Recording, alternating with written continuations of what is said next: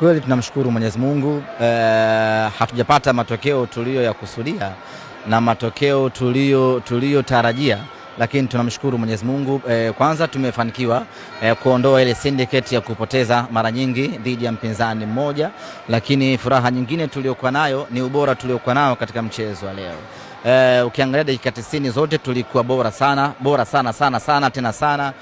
Kuanzia kipindi cha kwanza tu uliona mpinzani wetu alishaona maji haya ni marefu na akaanza kupoteza muda, na kwa mara ya kwanza kwenye historia mpira wa miguu mchezaji bora wa mechi amepewa kwa sababu ya kupoteza muda vizuri.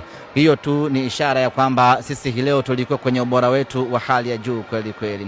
Yote kwa yote, si aina ya matokeo ambayo tulihitaji.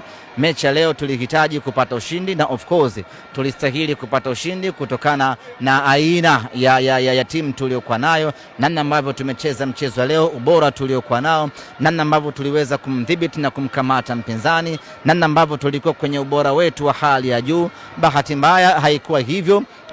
Tumekosa nafasi za wazi, lakini tulikuwa bora kwenye kila eneo.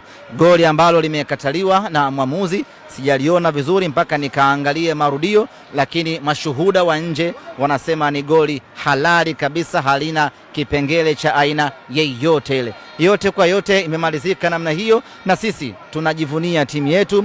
Improvement ni kubwa kweli kweli, namna ambavyo viwango vya wachezaji vimeongezeka, ubora wa wachezaji umeongezeka, confidence ya wachezaji imeongezeka, mshikamano wa viongozi umeimarika zaidi, na hatimaye tumekuwa kwenye huu bora. Tumeambulia sare, lakini inatupa matumaini ya kwamba mbele yetu ni njema kweli kweli.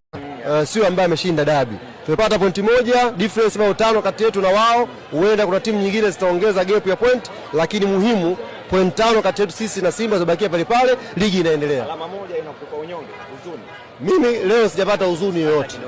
Kama watu hawa leo wamekuja kucheza hapa, jana viongozi wao walikesha hapa usiku wa manane. Wamekuja hapa watu wazima, unamheshimu kabisa, mtu mnene katembea hapa bila nguo usiku wa manane, ameoka katikati ya uwanja. Watu hao wamekuja leo, wachezaji wao wamekubali wote kuwa vinyamkela, kila anachupa yake kama dawa, kila mchezaji. Nyewe wote mmeona, waandishi msio wanafiki, kila mchezaji amekubali kuwa kinyamkela, ameingia anamwaga dawa. Walikuwa hawana iana. Watu hao wamepita leo VVIP kupata pointi moja, na nakwambia wao watakuwa wanajilaumu kuliko sisi kupata alama moja. Waambie kweli wao. Hapana. Mechi imeisha, tunajipanga na mchezo unaofuata. Mechi na Singida, tunajiandaa na Singida inshallah.